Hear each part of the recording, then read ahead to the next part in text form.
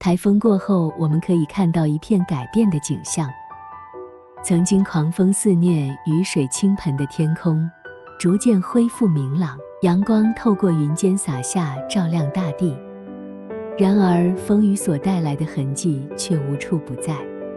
走在街道上，可以看到许多树木被风吹断，连根拔起，散落在路面上。有些建筑物的屋顶瓦片被风卷走，窗户破碎不堪。道路上的标志牌，但因为有这些清洁人员在，一直默默地工作住，所以我们才能看到街上的垃圾少了很多，小孩才可以无忧无虑地玩。